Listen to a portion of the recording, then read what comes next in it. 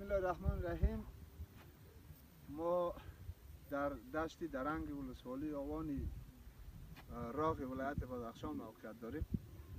با چند تا از دوستا آمدیم در یک فضای دلنشین. واقعا که شما این دشت می‌بینید انواع و اقسام گلها، حیوانات و چیزایی که واقعا که یک طبیعت بکر است و خداوند این نعمت‌ها را و مردم افغانستان با خصوصا با مردم بدخشان و مردم ولسوالی سیگانه راغ‌ها این دشت ارزانی فرموده. خداوندم این نعمتاش در خدمت بندگانش قرار داده و باید مردم ما شما در صفایی، در پاککاری، در نگهداری دشت‌ها باید بسیار زیاد توجه داشته باشند.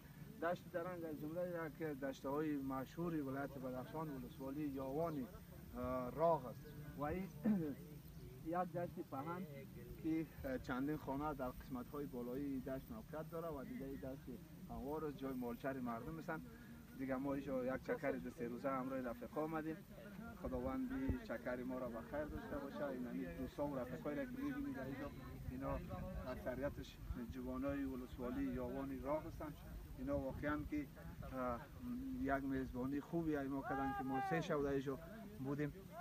خصوصا باز درس رئیس سوی عبدالستار واقعا که جوانی توانا، جوانی که درک بسیار زیاد بالا داره و خوشخانه‌اش بر روی هر میمان و هر کسی که از فیض آباد هر ولایتی که میآید میتونه که به آدرس رئیس ستار بره و در یاوان از چکرها و سیر و سیاحت ولسوالی سیگانه راغ‌ها لذت ببره.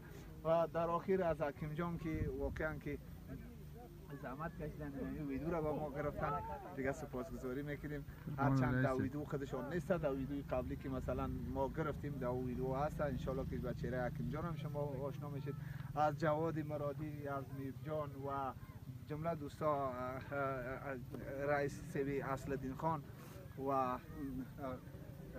جمله قریجات و تمام قریجات ولسوالی های راغ و خصوصا ولسوالی یاوان از تک تکشان سپاسگزاری میکنیم. واقعا مردم با شهامت، مردم مجاهد و مردم خیلی با کرکتر هستند. شما شاد باشید و ما سلامت باشیم. بچه خلوت ترم زنده باشید، با عزت باشید. تشکر بسیار زیاد حکیم جان. تشکر، خوش آمدید.